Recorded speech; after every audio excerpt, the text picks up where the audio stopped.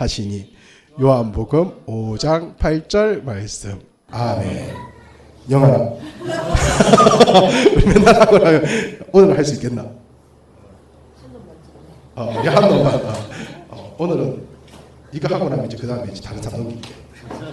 오늘 할 수 있겠어? 해보자. 자, 해봅니다. 영아니 시작. 요한복음 5장 8절 말씀.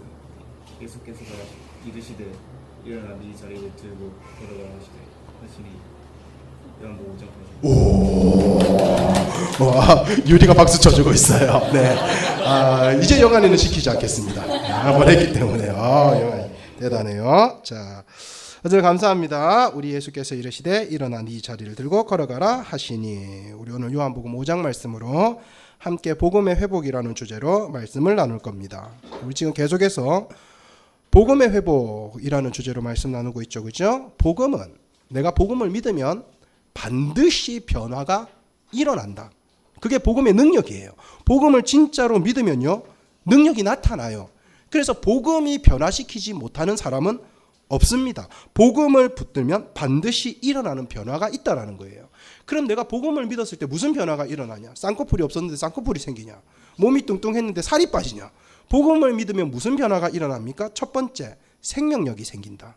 예수 그리스도라는 포도나무 옆에 딱 붙어 있으니까 저절로 열매를 맺게 된다는 거예요. 예, 생명력입니다. 두 번째는 우리 지난주 나눴지만 만족함이 생긴다. 내가 복음을 믿으면요, 복음을 붙잡으면요, 만족함이 생겨서 쓸데없는 것에 헛된 욕심을 부리지 않게 된다. 이것이 지난주 나눴던 말씀이에요. 만약에 내가 과거에 복음을 믿었고 내가 복음을 받았음에도 불구하고 어느 순간 갑자기 만족함이 일어나지 않고 어느 순간 생명력이 일어나지 않고 어느 순간 변화가 일어나지 않고 갑자기 죽어가는 것 같고 짜증만 나고 만족이 없다. 그런데 교회는 계속 다니고 있다. 여러분, 그러면요, 그분은 어쩌면 교회는 오고 있는지 몰라도 복음은 붙잡고 있는 게 아니라는 반증이 삶에서 나타나고 있는 겁니다. 그래서 교회를 오는 게 중요한 게 아니라 복음을 붙잡고 살아가는 게 중요한 거라는 말이에요. 여러분, 그래서 말씀을 전하면서 기대가 있습니다. 부디 우리 모든 성도님들이 교회 오는 것으로 안심하지 말고 복음을 붙잡고 살아가는 거예요. 예. 그러면 사실은 이런 변화가 일어난다는 거죠. 생명력이라든지 예, 생명력이라든지 아니면은 네. 빨리 해, 빨리. 모두가 갑자기 여기에 집중을 하니까. 예. 우리 혹시나 애가 뛰어나오든 뭘 하든요, 한 사람만 집중하면 됩니다. 예. 자, 그러면 이런 변화가 온다라는 거죠. 예. 그러면 이런 변화가 없으면, 지금 저분이, 지금 내가, 지금 우리가 복음을 안 붙잡고 있구나. 즉, 말씀이 내 스스로를 돌아보게 하는 거울이 된다라는 거죠. 해서 말씀은 이렇든 저렇든 우리에게 길이 되고 진리가 됩니다. 내가 그대로 살고 있으면 열매가 맺혀지기 때문에 길이 되고 진리가 되고요. 내가 그렇게 살고 있지 못하면은 그런 말씀이 내 모습을 보여주는 거울이 되니까 말씀은 길이 되고 진리가 되는 거죠. 오늘은 복음의 회복 세 번째 시간입니다. 자존감입니다. 복음을 붙잡으면 자존감이 일어난다, 이 말입니다. 복음은 우리 속에 자존감을 회복시킵니다. 이 자존감은요, 자존심하고는 달라요. 자존감은 즉 자아를 존중하는 마음이에요. 이 자존심은요, 잘나지 않았는데 지가 잘난 줄 아는 마음입니다. 이게 자존심이에요. 분명히 잘난 게 없는데 지가 잘난 줄 아는 거예요. 그래서 누가 넌 잘나지 않았어 이러면 갑자기 화가 나는 거예요. 이 자존심이에요. 자아 존중감은요, 누가 잘났니 못했니 말해도 큰 거기에 별 마음이 뭐 가지 않아요. 이유는요, 자아 존중감은 내가 누구냐, 그리고 내가 지금 어디에 있느냐, 그리고 내가 지금 어디로 가고 있는지를 아는 겁니다. 이게 자아 존중감이에요. 나는 내가 누군지를 알고 내가 어디로 가고 있는지 알고 있기 때문에 누가 야 글로 가면 안 돼, 그거 아니야 이렇게 얘기해도 괜찮아. 왜냐하면 내가 누군지를 알고 지금 어디 있는 줄 알고 어디로 가고 있는지 알고 있거든요. 그게 확실해지면 어떤 상황에도 어떤 말에도 흔들리지 않아요. 그게 어떻게 얘기하면 꿈에 대한 확신을 가지게 해주세요, 이런 것과도 연결이 돼 있겠죠. 즉 자아 존중감이라는 건요, 나답게 사는 겁니다. 나답게 사는 건요, 예수님을 제대로 믿으면, 복음을 제대로 붙잡으면 나답게 사는 것이 회복된다, 이 말이죠. 아니 목사님, 예수님을 믿으면 나답게 못 사는 거 아닙니까? 내가 하고 싶은 거 못하면서 사는 거 아닙니까? 술, 담배, 바람 이런 거 못하고 사는 거 아닙니까? 내가 주일날 놀러도 가고 싶은데 괜히 예수님 믿으면 이런 거 못하고 사는 거 아닙니까? 이게 나답게 사는 거라니요. 여러분, 술이든 담배든 바람이든 유혹이든 음란이든 그거요, 내가 하고 싶어서 하는 거 아닙니다. 내가 하고 싶어서 하는 거 아니에요. 그만둬야 되는 걸 아는데 끊어지지 않는 거예요.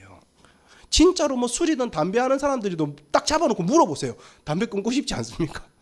끊고 싶어요. 여러분, 이게 자기가 하고 싶은 거예요. 끊는 게 하고 싶은 거예요. 그런데 못 끊고 있는 거예요.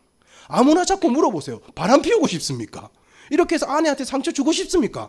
저는 아내한테 상처 주고 바람 피우고 싶어요. 아니에요. 유혹을 왔는데 유혹을 못 이기는 거예요. 즉 하고 싶어서 하는 게 아니라 내가 못 끊어서 어쩔 수 없이 하는 거예요. 못 이겨서 어쩔 수 없이 하는 것이다, 이 말입니다. 여러분, 복음은요, 내가 누군지를 가르쳐 줍니다. 그리고 내가 어디 있는지를 가르쳐 주고요, 내가 앞으로 어떻게 살아야 될지, 어디로 가야 할지를 가르쳐 줍니다.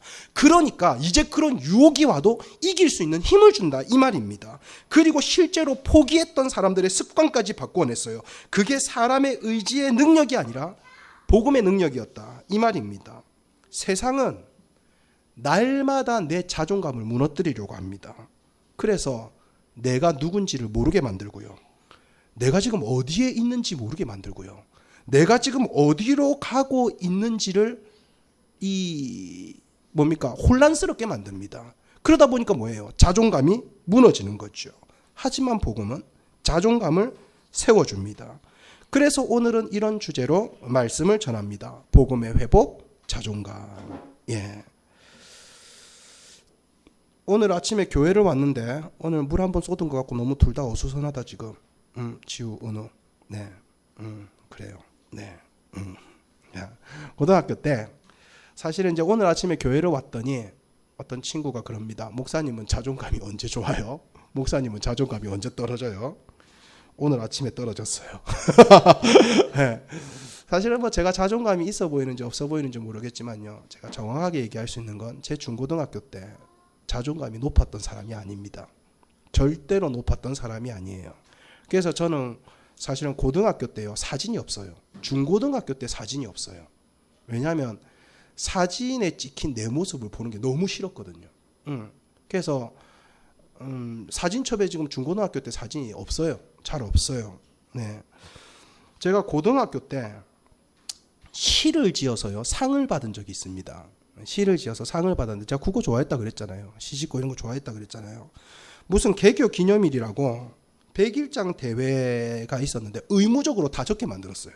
의무적으로. 이런 거 얼마나 좀 그래요, 의무적으로 시를 써라는 게. 그래서 제가 정확하게 뭐라고 적었는지는 기억이 안 나는데 제목과 내용은 대충 기억이 나요. 제목은 뭐였냐면 경납고였습니다. 경납고. 경납고가 비행기 넣어두는 데잖아요. 비행기 만들어서 보관하고 수리하고 이런 데가 경납고잖아요. 대충 시의 내용이 이랬던 것 같습니다.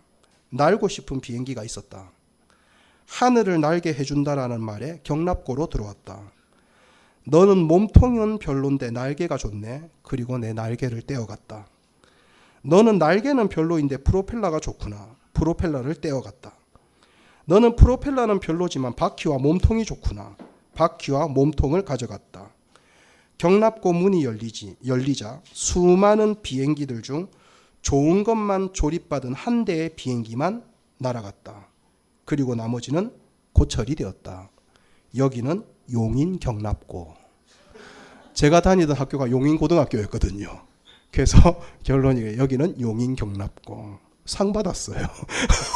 개교 기념일 100일장 대회에서요. 예. 사실은 그런 거였어요. 좀 삐딱했죠. 삐딱했죠. 마치 학교가요, 전교 1등만을 위해서 있는 것 같아요. 나는 사실 그렇게 공부를 잘하지 않았거든요. 근데 공부 잘하는 애들을 위한 발판으로 내가 있는 것 같아요. 내 삶은 공부 잘하고 집안 좋은 애들의 그런 어떤 기초 같은 느낌이죠. 이거 잘하니까 이거 떼주고 저거 잘하니까 저거 떼주고, 그때는 아직 촌지 같은 게 있을 때잖아요. 그죠? 그래서 돈 많은 애들 선생님한테 이렇게 돈 주면은 이렇게 하고요. 그러니까 스스로 비관하고 포기하는 거죠. 그런데 자존심은 있으니까요. 그냥 이런 글을 쓰는 거예요. 여러분, 저 그때도 교회 다니고 있었습니다. 그때도 교회 임원이었어요. 내 스스로 예수님을 믿고 있다라고 여기고 있었습니다. 문제는 뭐예요? 자존감은요, 바닥이었던 거죠. 도저히 자존감이 내 안에서 일어나지 않는 거였죠. 여러분, 1등 못한 게 문제가 아닙니다. 1등이 아니니까 내 스스로를 고물이라고 여겼던 겁니다.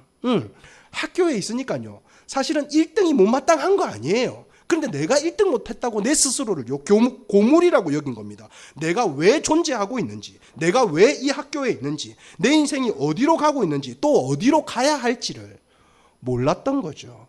그러니까 그냥 고철처럼 구석에 짱박혀 있었던 거예요. 그냥 날아가는 비행기 보면서 좋겠다 이러고요. 제가 되게 하고 싶었던 게 뭐냐 하면, 고등학교 3년 동안 조례대 앞에서 전교생 앞에서 상 한번 받아보는 거였어요. 그래서 주영범 이러면 나가가지고 탁 하면 온 전교생이 박수 이렇게 쳐주는 거.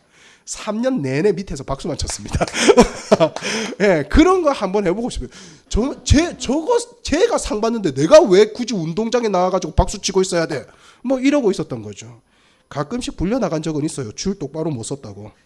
그 뒤에 뚱뚱하고 안경 낀 놈 나와 이래가지고, 예, 혼나고 들어가고. 그럴 때 조례대 한 번씩 올라가 봤습니다. 네. 여러분, 그런데 그랬던 제가 이제 지금은 좀 다릅니다. 지금은 좀 달라요.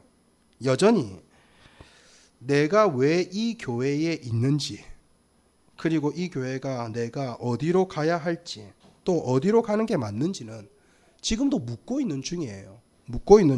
하지만 그럼에도 불구하고 좌절하지는 않습니다. 그럼에도 불구하고 내가 내 스스로를 고철덩어리라고 생각하지는 않아요. 어디 대형교회 보면서 저희 교회는 막 비행기처럼 날아다녀 좋겠다. 우리 교회는 뭐야? 성도 다 뺏기고 이게 뭐야? 여러분, 이런 생각 가지지 않습니다. 이런 생각 가지지 않아요. 여러분, 좌절하지도 않고 실패하지도 않아요. 고장난 고물은 되지 않을 거라는 확신이 있습니다. 이유는요, 예수님을 믿거든요. 나를 여기로 인도하신 예수님을 믿거든요. 여러분들을 만나게 하신 예수님을 믿거든요. 혹여나 만약에 교회가 진짜로 막 돈이 없고 이래가지고 월세도 못 내서 혹시나 교회 문을 닫는다 그러더라도 저는 예수님을 믿어요. 그러니까 실패하거나 낙심하지 않아요. 실망은 있을 수 있겠죠. 실수도 있을 수 있겠죠. 그러나 실패라고 생각하지는 않는다, 이 말입니다. 넘어져도 예수께서 이르시되 일어나 네 자리를 들고 걸어가라, 이러면 또 들고 걸어날 수 있는 거예요. 그럼 또 일어날 수 있는 거죠. 여러분, 자존감이 낮은 사람은요, 한 번 넘어지면 못 일어납니다. 사실은 지가 넘어졌으니까요, 자기가 일어나면 되는데, 넘어지고 나서요, 넘어진 사람들을 이해 못한다고 막 걸어다니는 사람들 욕합니다. 그게 고등학교 때 제 모습이었어요. 고등학교 때 제 모습이었어요. 자기 일으켜주지 않는다고 분노합니다. 하지만 누군가가 나를 믿어주고 나와 함께하고 나를 알아준다라는 사실을 알면 어떻게든 일어나려고 하죠. 그 누군가 때문에. 이게 바로 믿음입니다. 예수님이 나와 함께 하시고 나에게 힘 주신다라는 걸 믿기 때문에 넘어져도 일어나는 거죠. 여러분, 오늘 본문을 봅시다. 오늘 본문에요, 베데스다라는 연못이 나옵니다. 많이 들어보셨죠? 베데스다. 요양원 이름. 그죠? 약간 정신병원 이름 이런 거. 예, 베데스다. 벳은 집이라는 뜻이고요. 에스더 들어보셨죠? 그죠? 착하고 예쁜 에스더, 왕비로 뽑힌 에스더. 에스더는 자비라는 뜻입니다. 자비, 긍휼, 은혜 이런 뜻이에요. 그러면 벳 에스더니까요, 자비의 집, 긍휼의 집, 은혜의 집 이런 뜻이에요. 예. 왜 이런 이름이 붙었는지에 대하여 3절에서 4절이 친절하게 설명해 줍니다. 거기에 수많은 병자, 맹인, 다리 저는 사람, 혈기 많은 사람들이 누워 있는데 그 사람들이 왜 모였냐면 물의 움직임을 기다리니 이는 천사가 가끔 못에 내려와 물을 움직이게 하는데 움직인 후에 먼저 들어가는 자는 어떤 병에 걸렸든지 낫게 됨이더라. 이렇게 돼 있습니다. 여러분 여기에 괄호가 돼 있죠. 그렇죠? 성경을 보면 괄호가 돼 있어요. 괄호가 되어 있는 이유는 원래 사본에는 없다 이 말입니다. 원래 사본에는 없는데 후대에 성경을 편집하면서 설명하려고 추가를 한 겁니다. 그러니까 대괄호가 되어 있는 거죠. 이 말은요. 성경에는 기록되어 있지만 믿지 마라 이 말입니다. 예, 믿지 마라 이 말이에요. 예. 원래 예루살렘에는 연못이 없어요. 연못이 없어요. 연못이 없으니까요. 수로 공사를 해서 물을 끌어다 썼는데 거기 아마 물을 저장해 놓은 것 같아요. 물을 저장해 놨는데 건축광이었던 헤롯이 그 못을 그 저수지를 중심으로 조경 사업을 했던 것 같아요. 조경 사업을 하면서 행각 5개를 만들어낸 거죠. 그런데 이 행각에 사람들이 모이는데 누가 모이냐면 귀족들, 뭐 풍류를 즐기는 사람들 이런 사람들이 모이는 게 아니라 전부 다 환자들, 다리 저는 사람들, 맹인들, 혈기 마른 사람들 그런 사람들이 엄청나게 모여 있는 거예요. 이유는 뭐냐면 아까 괄호예요. 천사가 가끔씩 못에 내려와서 물을 움직이게 만드는데 그때 제일 먼저 들어가는 사람은 어떤 병에 걸렸든지 낫는다. 이런 전설이 있는 거예요. 천사가 무슨 할 일이 없어서 물을 움직이러 내려오겠습니까? 뭐 천사가 여기 목욕하러 오겠어요? 뭐하러 내려오겠어요? 예, 뭐 천사가 뭐 선녀가 뭐 물을 막 와 이러고 천사가 다시 올라가고 이래요. 이상한 거죠. 아마도 이제 수로를 통해서 물길을 열면 이제 그 사막을 타고 이렇게 물이 쫙 들어올 거 아니에요. 그러니까 물이 데펴지는 거예요. 물이 데펴지는 물이 이렇게 딱 올라오면 이제 간헐천 같은 효과가 일어나는 거죠. 그냥 부글부글 하면서. 그러니까 실질적으로 이 시대의 물에는 이제 그 유황 성분도 많이 섞여 있고요. 그러니까 피부병이나 관절염에 효과가 있었을 거라고 봅니다. 그러니까 어떤 사람들이 피부병이나 관절염에 효과를 본 거죠. 야, 네 몸 어떻게 나왔어? 그 물이 막 움직일 때 이때 들어갔더니 나았다. 그러니까 아마 이런 소문들이 이런 전설을 만들어냈을 가능성이 큽니다. 아이고 어떻게 해도 안 났는데 그 나중에 보니까 천사가 그 물을 흔들었는갑다야. 그러면 그 들어가면 다 낫겠네. 이런 전설이 만들어진 거죠. 그러니까 소문이든 전설이든 만약에 여러분 이런 곳이 진짜 있다. 진짜 있다. 어떤 병에 걸렸든지 어떤 의사도 못 고치고 어떤 약으로도 못 고치고 뭐 어떤 불치의 병이 이 연못에 어떤 연못이 있는데 땡 할 때 제일 먼저 들어가면 어떤 병이든 낫는다. 이러면 거기 한 몇 명쯤 모이겠습니까? 만약에 우리나라에 예를 들어 여기 우리 그 저기 뭡니까 저 펜타일즈 뒤에 그 연못에 가끔씩 분수를 틀어줘요. 이 분수가 틀어줄 때 이 분수가 딱 틀리는 순간 제일 먼저 그 분수 저 연못 안에 들어가면 어떤 병에 뭐 암이든 뭐 여드름이든 뭡니까 뭐 치질이든 뭐 아니면 갑자기 치질이 아니고 그거 뭐고 그거 정신이 오락가락하는 거. 치매든 치매가 갑자기 치질로 생각이 나노. 치매든 뭐든 제일 먼저 들어가면 낫는다. 여러분 이러면요 아마 경사는 세계 제일의 명소가 될 겁니다. 어마어마하게 사람들 모이겠죠. 지난주에 우리 조용필 님께서 대구 스타디움에 오셨나 봅니다. 일대가 거의 마비 수준입니다. 괜히 거기에 누구 데리러 갔다가 하여튼 조용필 형님만 오셔도 그 정도인데 아픈 우리 엄마가 낫는다.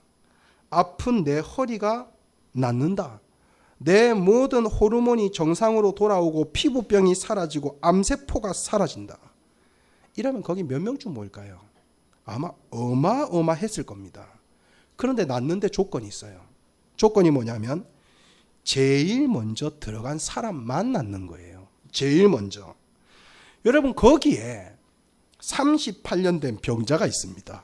여러분 참 재밌는 건 이 사람 이름도 안 나와요. 무슨 병인지도 안 나옵니다. 적어도 뭐 문둥병이면 문둥병, 맹인이면 맹인, 안전뱅이면 안전뱅이 이렇게 이름 뭐 병명이라도 나오잖아요. 근데 이 사람은요 이름도 안 나와요. 무슨 병인지도 안 나와요. 그냥 38년 된 병자 끝. 30 뭐 그 이후로도 나오긴 하지만 뭐 이름도 안 나와요. 38년 된 병자 38병씨라고. 죄송합니다. 예. 이 38병씨가 거기서 기다리고 있는 게 뭔가? 1년에 몇 번 물이 동하는지 모르지만 일단 물이 동하는 걸 기다리고 있어야 돼요. 물이 움직인다 싶으면 빨리 들어가야 됩니다. 그걸 기다리고 있는 거예요. 아마 경쟁률이 수백 대 1, 수천 대 1, 수만 대 1이었을지도 모릅니다. 자기 몸이 나을 수 있다는 희망이 있었던 거죠. 내 몸이 나을 수만 있다면, 나의 이 병이 떨어지기만 한다면 나는 변할 수 있을 거야. 내가 낫기만 하면 내 인생은 변할 수 있을 거야. 내가 낫기만 하면 내 인생을 새롭게 살 수 있을 거야. 그런 기대와 소망으로 인생 대역전을 꿈꾸면서 그 연못가에 왔을 거예요. 그런데 그런 시도를 한 지 몇 년이 지난 겁니까? 38년 지난 거예요. 38년이라면요. 나이 지긋하신 분들 한 병을 38년 동안 알았다. 우리 만약에 태어나면서부터 이 병을 영환이가 알았다면 아직 10년은 더 알아야 되는 거예요. 예. 그러면 여러분 이게 그냥 보통 병이야. 예를 들면 나 이 대학 가고 싶어요. 한번 시도해봐. 떨어졌어요. 엄마 재수할래요. 재수했어요. 또 떨어졌어요. 엄마 삼수할래요. 삼수했어요. 떨어졌어요. 사수했어요. 떨어졌어요. 오수했어요. 여러분 10수 정도 하면 아이고 막 됐다 이럴 거 아니에요. 20수, 30수. 여러분 이렇게 38년 정도 그거 하고 있으면요. 이 사람 지금 연못에 들어가고 싶은 마음 있는 사람이에요? 제가 볼 때는요. 이 사람 연못에 들어가고 싶은 마음 없는 사람입니다. 없는 사람이에요. 38년 아마도 몇 년 동안은 자기가 뛰어들려고 노력했을 거예요. 1년 수고하고 2년 수고하고 5년. 그런데 아마 그 베데스다에 대한 정보는요. 정말 어마어마하게 가지고 있을 겁니다. 작년에는 누가 들어갔고 있잖아. 3년 전에는 누가 들어갔고 있잖아. 5년 전에는 누가 들어가서 정보는 어마어마하게 가지고 있지만 자기는요. 못 들어가는 거예요. 안 들어가는 거예요. 예. 처음에는 뭐 힘냈겠죠. 처음에는 좀 못 들어갈 수 있었겠죠. 여러분, 그런데 38년 동안 그 자리에 있었다. 여러분, 이게 얼마나 웃겨요. 내가 물이 동하면 먼저 들어가야지 기다리고 있었는데 갑자기 화장실 너무 갖고 오고 싶은 거예요. 화장실 잠깐 갔다 왔는데 그새 움직여가지고 누가 들어간 거예요. 이제 화장실 만 가야지. 옆에 오강 준비해놓고. 예. 잠시만. 잠깐 졸았는데 그래. 이제 졸지도 말아야지. 여러분, 그렇게 지난 지가 38년. 이제는 아무도 이 사람에게 신경조차 쓰지 않습니다. 여러분, 제가 이걸 생각을 해봤어요. 만약에 진짜로 이런 동네가 있으면, 이런 연못이 있으면 어떤 일이 일어날까? 아마 방송국에서 막 취재를 할 것 같아요. 방송국에서 막 취재를 하는 거죠. 진짜로 이런 기적의 연못이 있다면 막 물이 동할 때 CNN, KBS, MBC, BBC 막 다 와서 촬영하는 거예요. 여러분, 여기에서 천사가 내려와서 물을 동하게 한답니다. 이게 진짜로 사실인지 아닌지 알아보도록 하겠습니다. 막 이러면서 막 갑자기 이제 막 이렇게 있는 거예요. 그런데 갑자기 막 물이 움직인 거죠. 진짜 수로를 열었더니 물이 움직인 거예요. 예, 여러분, 물이 움직이기 시작했습니다. 막 이러면 갑자기 여기저기서요. 막 수천 명 되는 환자들이 막 뛰어가는 거죠. 막 그러면 이제 막 중계가 시작될 거예요. 여러분, 저기 막 절름발이 선수 막 절뚝거리면서 달려가고 있습니다. 그 뒤를 이어서 문둥병자 선수가 쫓고 있네요. 막 이러면서 막 소경 선수는 지금 어디로 달려가는 겁니까? 막 이러면서 반대쪽으로 달려가고 있네요. 막 이러다가 선수 선두로 달리고 있던 절뚝발이 선수 그만 안전뱅이 선수에게 걸려 넘어지고 맙니다. 막 이러면서요. 야, 그 순간 문둥병자 선수 제일 먼저 들어갔습니다. 막 이러면서요. 과연 문둥병이 나을까요? 이런데 진짜로 깨끗하게 나와서 딱 나오는 거예요. 그러면 난리가 나겠죠. 온 마이크 들이대고 몇 년이나 기다리다가 성공하신 건가요? 여기서 기다리다가 제일 어려웠던 점은 뭡니까? 지금 가장 먼저 생각나는 사람 누군 뭡니까? 오늘 몸이 나았는데 제일 먼저 하고 싶은 일은 뭔가요? 막 이러면서 모든 세상의 이목이 누구한테 집중하겠어요? 1등한테 집중을 하겠죠. 패배하고 실패한 나고자 병자에게는 아무도 집중해 주지 않습니다. 누가 이런 38년 된 병자에게 인터뷰를 요청하겠어요? 가끔 할 수는 있겠죠. 지금 심정이 어떠십니까? 이런 거요. 예. 여러분, 이런 기대와 부러움도 한두 번이지요. 38년간 이런 일이 되풀이 됐다면 이 사람 상태는 절망입니다. 절망이요. 즉, 자기가 누군지, 자기가 왜 여기 왔는지, 그리고 무엇을 하고 싶어 했는지 다 망각한 거예요. 그냥 38년 동안 이제는 베데스다 연못에서 다른 사람 구경하는 게 익숙해진 거예요. 좋겠다. 부럽네. 아이고. 그리고 자기가 여기 왜 왔었는지를 까먹은 거예요. 여러분 왜 그러냐면 잘 보세요. 여러분 예수님이 이 사람을 찾아와요. 아무도 관심 갖지 않던 이 사람을 예수님이 찾아와요. 그리고 예수님이 묻습니다. 네가 낫고자 하느냐 물었어요. 여러분 이 사람이 여기 온 이유가 뭐예요? 낫고 싶어서 온 거잖아요. 여러분 이 병자의 반응을 잘 보세요. 이 사람은 여기에 38년 전에 낫고 싶어서 왔어요. 나아서 삶이 변해서 새 삶을 살고 싶다. 그게 자신이었고 그게 여기 온 이유였고 그게 자기의 삶의 방향이었어요. 그러면 예수님께서 네가 낫고 싶으냐라고 물으면 예 예수님 낫고 싶습니다. 저 예수님을 믿어요. 예수님 저를 고쳐주세요. 낫고 싶으냐 말이라고 하세요. 저 낫고 싶어서 여기 온 거잖아요. 이렇게 말해야 되는데 이 병자가 뭐라고 얘기합니까? 낫고 싶어요라고 말하지 않아요. 주님, 물이 움직일 때에 나를 못에 넣어줄 사람이 없어서 내가 가는 동안에 다른 사람이 먼저 내려가나이다. 대답을 이렇게 하는 거예요. 예수님은 지금 너는 왜 1등 못 들어가니? 이걸 물은 게 아니에요. 네가 낫고 싶냐? 이걸 물었는데 계속해서 내가 들어가려고 하면 다른 사람이 먼저 들어가요. 여러분 이 사람은 다른 사람보다 먼저 들어가기 위해서 여기 온 게 아니라 원래는 낫고 싶어서 여기 왔던 사람이에요. 원래 베데스다 연못을 찾아올 때 자신은 낫고 싶은 이유였는데 거기서 38년 동안 다른 사람이 먼저 들어가는 것을 지켜보고 절망하고 상처받고 좌절했더니 자기가 왜 여기 왔는지를 잊어버린 겁니다. 왜 여기 있는지를 잊어버린 거예요. 낫고 싶으냐라고 묻는 예수님께 예수님 제 등이나 좀 떠밀어 주십시오. 이렇게 얘기하고 있는 거예요. 물에 먼저 들어갔으면 좋겠습니다라고 삶의 목적이 바뀌어 있는 거예요. 나아서 삶이 변화되어야 하는 목적과 방향이 나도 베데스다 연못에 1등으로만 들어간다면 삶이 바뀔 수 있을 텐데 이렇게 바뀌어 있는 거죠. 다른 사람보다 먼저 들어가야 하는데 누가 좀 밀어만 줘도 할 수 있을 것 같은데 변화가 아니라 남들을 이기고 제치는 1등으로 관심과 목표가 바뀌어 있는 겁니다. 주님 나는 성공과 내 인생이 낫기를 소망하고 있는데 기회만 왔다 하면 다른 사람이 가로채버립니다. 38년 동안 주님 저에겐 기회가 와도 기회가 아니고 오히려 이게 늘 절망이 되어서 되풀이 됩니다. 주님 저도 행복한 가정에서 여유롭게 공부하면서 경쟁했으면 성공했을지도 몰라요. 그런데 저희 가정 형편은 그런 형편이 아니었어요. 주님 저도 대학 가고 싶었는데 상황과 형편 때문에 어쩔 수 없이 저는 공장에 먼저 가야 됐어요. 주님 저는 이쁘지 않아요. 그래서 아무도 저에게 주목해 주지 않아요. 우리 아버지가 돈만 많아가지고 돈 좀 잘 대줘서 나한테 성형수술이라도 시켜줬으면 내 인생이 성공했을지도 몰라요. 저도 집안에서 팍팍 밀어줬으면 좋은 대학 가서 성공했을 거예요. 제 주위에는 그런 사람이 없어서 제가 지금 이렇게 사는 거예요. 예수님 좀 도와주시렵니까? 예수님 좀 밀어주시렵니까? 예수님은 지금 연못에 1등으로 들어가는 것을 도와주시려고 오신 게 아니라 이 사람을 낫게 해주려고 오신 거예요. 일어나서 걷게 해주려고 오신 거지 너를 연못에 1등으로 들어가게 해줄게 그러려고 이 사람을 찾아온 게 아니라 이 말입니다. 자기가 연못에 1등으로 들어가고 싶었던 이유가 낫고 싶었다라는 사실을 잊어버리고 이기고 싶어서 지기 싫어서라고 바뀌어있는 이 엄청난 변질, 여러분 이게 이 병자에게 38년 동안 일어난 사건이었습니다. 이건 자기 인생이 아닌 거죠. 주님 저도 이런 거 하고 싶어서 하는 줄 압니까? 이런 생활 하고 싶어서 하는 줄 압니까? 상황을 보세요. 형편을 보세요. 저는 이거라도 안 하면 굶어 죽습니다. 예수님이 내 인생을 압니까?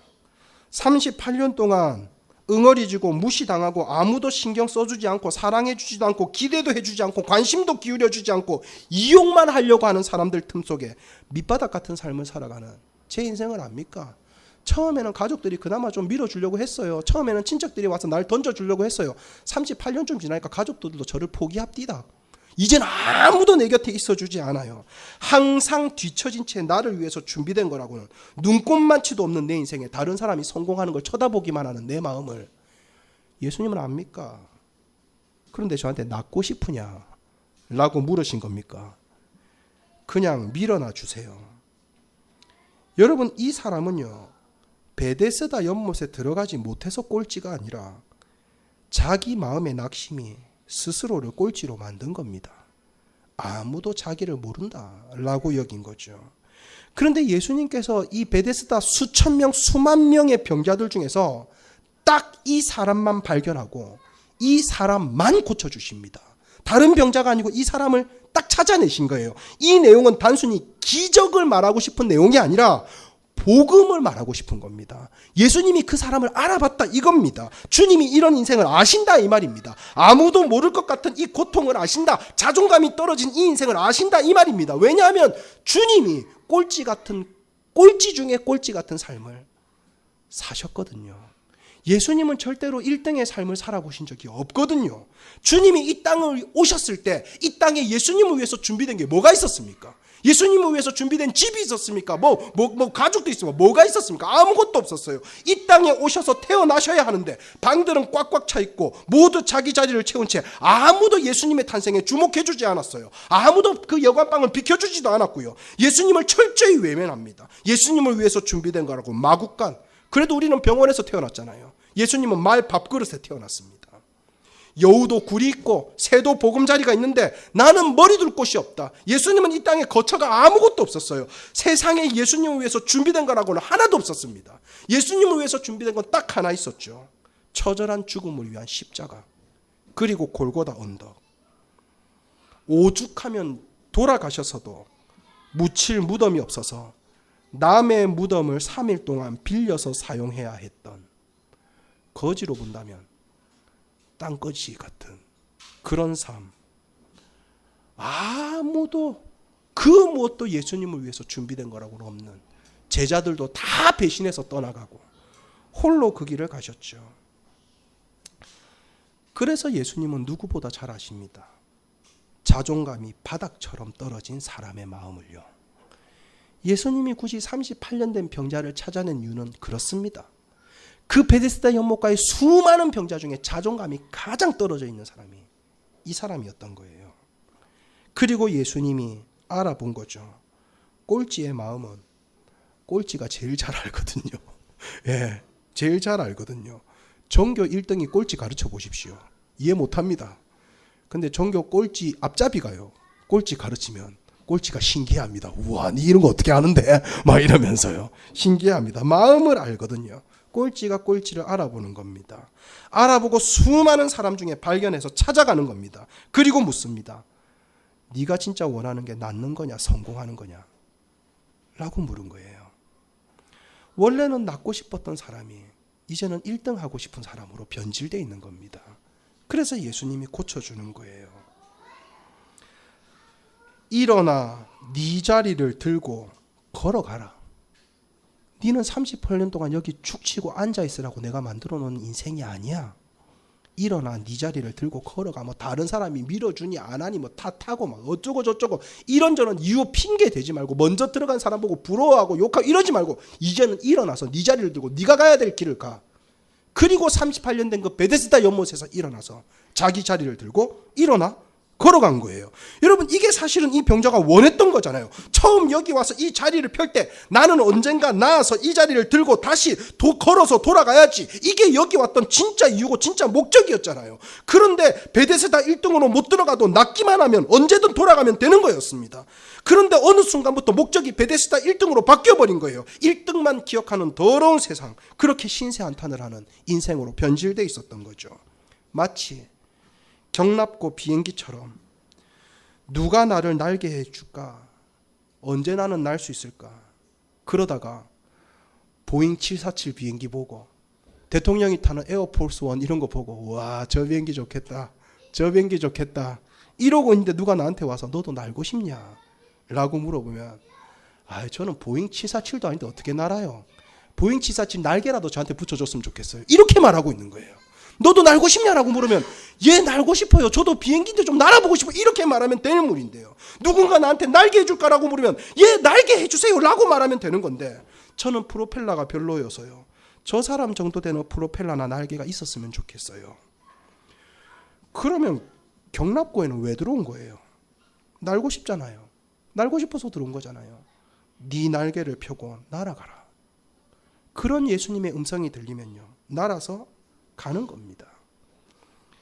여러분, 복음은요, 예수님을 만난다라는 건요, 내가 누군지, 왜 여기 있는지, 내가 왜 공부를 하는지, 내가 왜 이 일을 하는지, 그리고 내가 이 일을 통해서 어디로 가야 할지를 가르쳐 줍니다. 그걸 알게 되면 자존감이 회복되고 나답게 살게 되는 거죠. 1등 들어가는 남들 쳐다보느라 거울 쳐다볼 순간도 없이 살아가고, 자기 신세와 형편을 비하하느라 왜 이곳에 왔었는지도 잊어버린 한 사람, 자신을 물에 넣어줄 아무런 가족도 친척도 없고 사용할 자원도 없다고 푸념하는 한 인생에게 예수님께서 네가 낫고자 하느냐 라고 물으신 거예요. 아픔이 나아서 자존감이 회복되면요, 이제 더 이상 누가 베데스다의 1등으로 들어가는지 관심도 안 생깁니다. 왜요? 내가 나았잖아요. 그 다음 해 누가 베데스다 1등을 그 관심 왜 가져요? 누가 베데스다 1등 들어가고 뭐하러 그 신경 써요? 신경 쓸 이유가 없어요. 누가 나를 향해서 비웃고요, 누가 나한테 누가 이번에 베데스다 1등 들어갔다더라 이런 말 해도요, 상처도 되지 않고요, 관심도 없고요, 별로 신경도 가지도 않습니다. 왜요? 내가 나았잖아요. 내가 나았잖아요. 그런 말에 신경 쓸 이유가 없죠.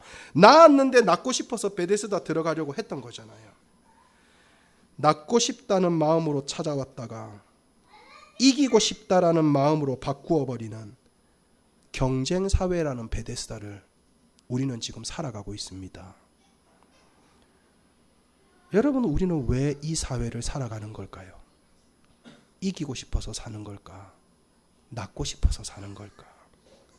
기회가 와도 나의 기회가 아니고 잘된다 기대했다가도 남이 가로채어 가버리는 현실, 그 현실에 부딪히다 보니 이제는 낫고 싶다는 첫 마음 자체도 잃어버린 인생, 그에게 자존심만 남았지 자존감은 바닥같이 떨어져 있는 거죠. 그런 사람에게 필요한 것은 뒤에서 밀어주는 사람이 아니라 복음입니다. 복음이에요. 일어나 네 자리를 걸고 네 자리를 들고 걸어가라. 너는 여기에 죽치고 앉아있으라고, 38년 동안 앉아있으라고 내가 만들어 놓은 인생이 아니란다. 38년 동안 그 자리에 있었던 한 사람이 자리를 들고 일어나 걸어갑니다. 이것이 변화입니다. 이게 변화예요. 이 일만 잘 되면 내 인생이 나아질 거야. 그럴까요, 여러분? 우리 교회 교인 100명만 넘어가면 교회가 괜찮아질 거야. 과연 그럴까요, 여러분? 내가 좋은 직장에 들어가고 S기업에 들어가고 내가 좋은 아파트 한 50평쯤, 그러면 이제 내 인생은 나아질 거야. 그렇지 않습니다, 여러분. 그렇지 않아요, 여러분.